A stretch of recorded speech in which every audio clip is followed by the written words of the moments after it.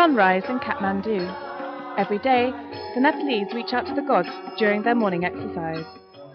They sing, pray and do gymnastics on the sacred hill in the western part of town.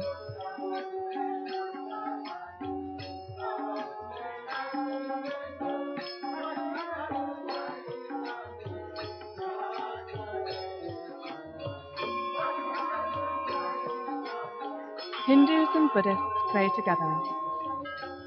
The atmosphere is cheerful and relaxed.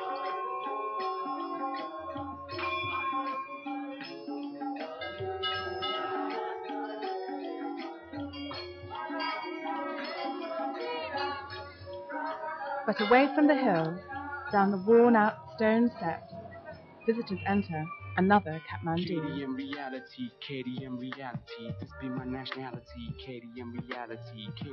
The city is in turmoil. There are pro-democracy demonstrations virtually every day, and Maoist rebels have surrounded the capital. Special police units try to prevent demonstrators from entering the city centre. But protesters refuse to be silenced. They shout anti-monarchy slogans, calling for the return of democracy. Since seizing control, King Gyanendra systematically dismantled Nepal's fledgling democracy. Arrests and human rights abuse have become a part of everyday life.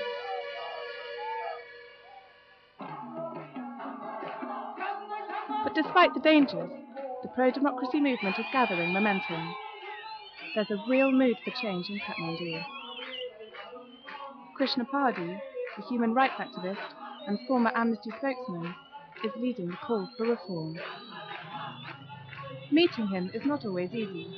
He is permanently on the move to avoid getting arrested. He's already been jailed 25 times. Pahadi and his fellow protesters want to strip away the king's absolutist power. The monarchy, which once guaranteed Nepal's stability, has now become one of the greatest causes of insecurity. And who are the monarchy? They are part of the tradition, so it's now crumbling. Why crumbling? After 1st June 2001 royal massacre, the traditional support monarchy already lost. So we challenge the king also. More than 80% population of the Nepal, they want change, a peaceful change anyway. Even they do not accept the Maoist violence also, because that's why we want to see a new Nepal with a system of the, I already mentioned, advanced democratic system with fundamental freedom, human rights, and social justice. The unpopular new monarch lives in this palace in the heart of the capital. At night, the palace becomes a military fortress. Heavily armed soldiers everywhere. Filming is prohibited. Fearing the rebels and his own people, King Gyanendra is reluctant to leave his palace. He is a member of the Shah dynasty and owes his power to the bloodshed that occurred behind these walls. In 2001, King Gyanendra took his place on the peacock throne shortly after his brother, and almost the entire royal family were massacred. The murders shocked the country to its foundations.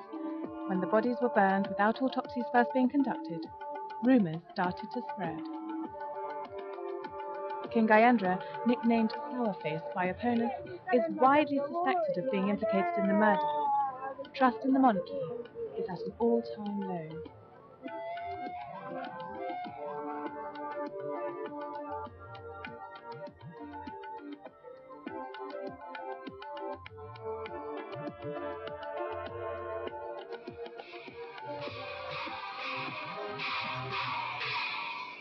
Still, the trappings of the monarchy remain. The Nepalese like to celebrate, and when the king and queen leave the palace, the city stands still. Like here in Patang, a neighbouring town of Kathmandu, where the monarchy had the town centre and schools shut down for a 7-hour-long celebratory parade.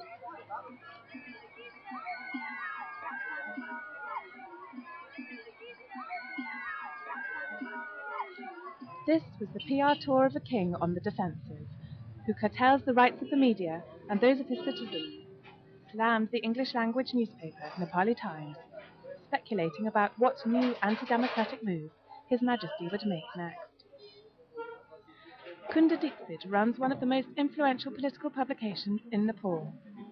His magazines shape critical public opinion in the kingdom.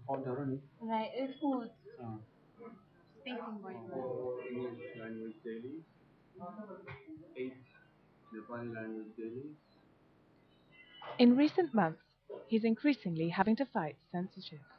There's a lot of doubt that the king, although he took power in February, saying that he needed to do that in order to crush the Maoist rebels, has in the past 7 months basically dismantled democracy, and he has gone after the free press, and he has attacked civil liberties. So you wonder whether he knows who his enemies are, and you know, all it has done is actually made the Maoists stronger, because at least a lot of us in the media and the intellectuals and the political parties and civil society in Nepal feel that the best way to tackle the Maoists is with more democracy, not by undermining it.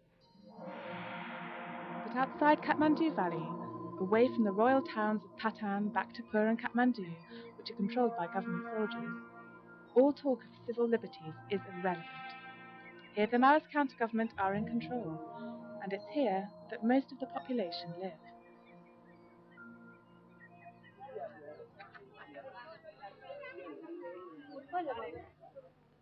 In remote villages that can only be reached after walking for days, power is tightly controlled by the young people's revolutionaries.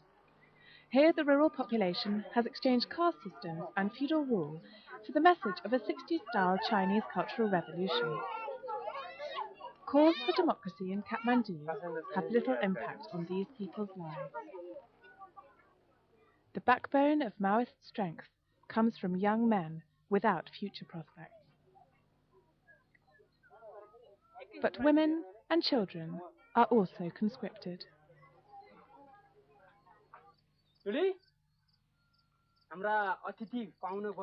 More and more people are drawn into the conflict.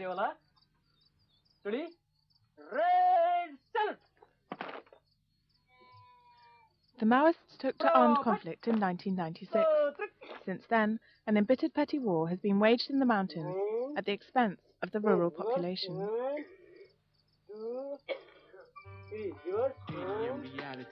12,000 dead, hundreds of thousands of refugees, thousands left orphaned. Those the soldiers lay their hands on get tortured or disappear. The army budget has been doubled over the past 3 years. The livelihood of many peasants, however, destroyed. A growing number of people flee to the capital.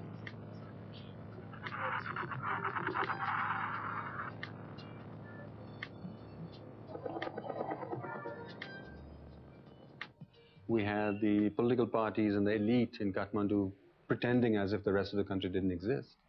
And so the Maoists took full advantage of that, and they grew very rapidly. But I think there is a military stalemate, and there's no way the Maoists can take over the country. And neither can the army defeat the Maoists. So you have a situation where neither can win. So our argument is, if you can't win, you might as well settle down and you know, settle it with talks now, rather than 25 years later when you've ruined the country and, you know, brought a lot of hardships and you know, a lot of people killed in the next 25 years. In Kathmandu's tense political atmosphere, the readiness for talks isn't great. A stalemate has also been reached between the king, the parties and the civil rights movement. It can remain so for longer, or Nepal slips into a military dictatorship under the king's leadership. Those that come here as tourists get used to the sight of the military at the city's most beautiful spots, like here at Durbar Square. But other than a few soldiers in uniform, there is much to see and little to fear.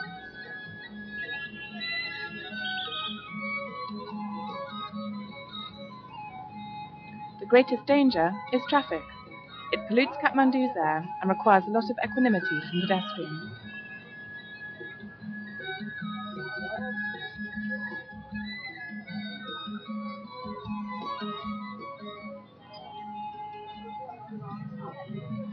In the late 90s, in times of democratization and economic boom, tourism was the greatest source of foreign currency. Now this is over. In autumn, the legendary Kathmandu guest house, where the Beatles stayed in the 60s, becomes the meeting place for regulars, trekkers and mountaineer enthusiasts from all around the world. Many other hotels are struggling because negative headlines scare travellers away, even though the Maoists have so far left tourists alone. The guest house's junior manager emphasizes that the rebels are only after money, a tourist tax, so to speak, and if people want one, they will even get a receipt. Mountain guides and travel agents could have reached an agreement with the Maoists long ago. Of Nepal. I mean, because Nepal is, I mean, like if you are talking mainly into European tourists and American tourists, or basically Western tourists, they come to Nepal mainly for adventure and trekking.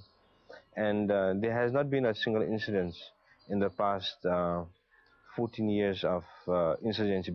So in that reason, there's never been an incident where a tourist has been manhandled.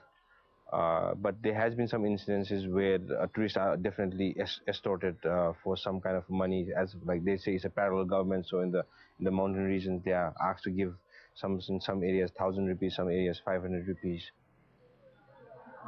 In order to see the repercussions of the crisis on the second most important economic activity, we visit one of the numerous carpet factories in and around Kathmandu.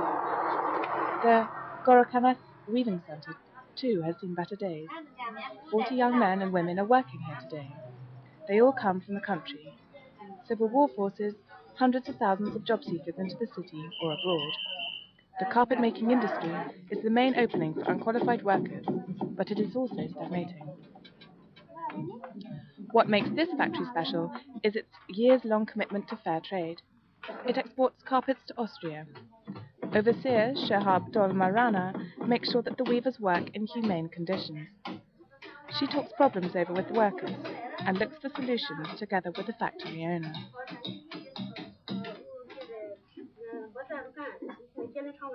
But her work has also grown more difficult during Nepal's lasting crisis. Due to all the violence in the remote hills and villages of Nepal, all the young people, all the energetic people, they migrated into the city in search of work. And now we have more people than before, but less work than before. And this has kind of created a cheaper labor. So the bargaining which we were making, fair wage, living wage, increased wage, is the chances is getting less and less because these workers are ready to work for less pay. Still, Shahab Dolma's work carries fruits. There is a nursery. It may be modest and have few toys, but it's a start. Before, toddlers used to crawl around the factory and inhale cotton fibers. The owner pays for the school tuition of older children. All this is a result of fair trading carpets. The women are afraid to talk to me openly about the Maoists. The nurse tells me about the poverty reigning in the villages and the difficulty to survive there.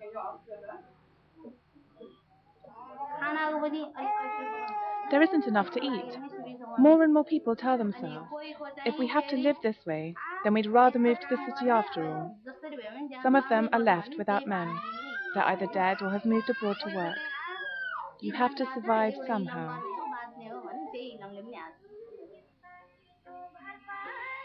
It's a humble life, always depending on how many carpets were ordered by someone in Austria or elsewhere. But at least it provides everyone with a roof and enough to eat. That is not a matter of course in Nepal.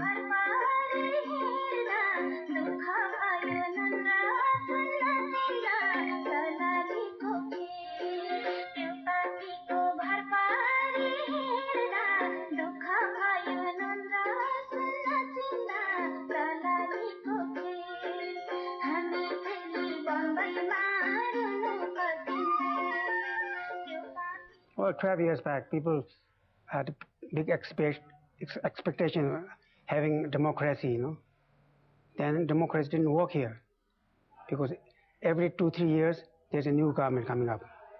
So we never had a stable government till now during these last 12 years. So I'm not a politician anyway, but as a businessman, we want very stable government, whether it is Maoist or whether other democratic forces or the king himself. We need safety. We need security to run this business so that Nepal's economy will develop. Many believe that Nepal's stagnation is due to a lack of investment by the government into the educational system.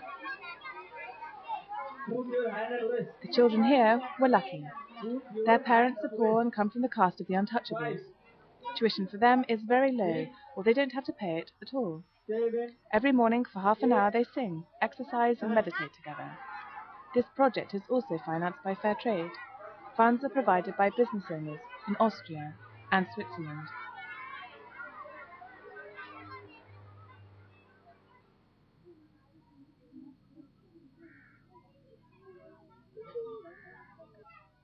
Uttam Sanja, who created the school, is always in a rush. By now, the poor have entrusted him with over 3,000 children, growing more each day. With donations he's received, he's built simple bamboo huts and financed the salaries of his young and committed teachers. The uneducated, unemployed country youth and life in destitution provides the nourishing soil for the Maoist armed struggle. Of this, Uttam Sanja is convinced. Definitely, they are not getting education. That's why they are getting gun. So that in future, these children definitely they will get gun one day. That's why I want to need long peace, long type of peace. Most of the children belongs to carpet weaver families, and they are not getting money properly with the honor.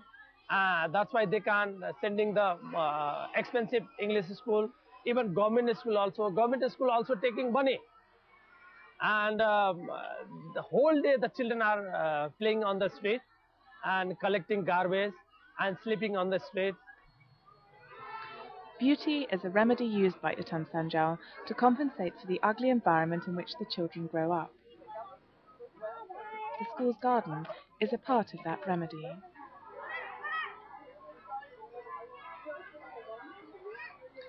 The school's brightly coloured uniform, which is meant to raise the children's self-confidence and create a sense of pride about the school. This year, the head of school tells me the money for the uniforms wasn't enough, since the number of pupils unexpectedly doubled, and he didn't want to turn anyone away.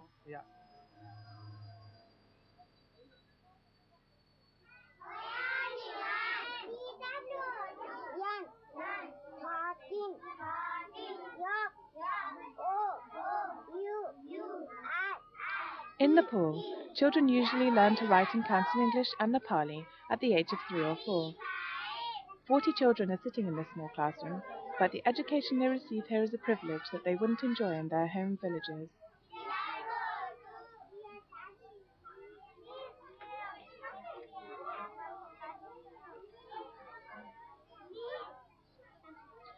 Many families are scared to return to their villages because the Maoists abduct children or force them to join. I think I will not go because there are also Maoist problems. They come at night and attack us. They are very dangerous. They will, if some are bad, they will also kill us. So I don't want to go. No, they took every child with them because they want all the child also to become Maoist. And I think they are doing this because to become a king. They also want to become a king. They also want to become like king, and they also want to rule our country, but they are not doing this.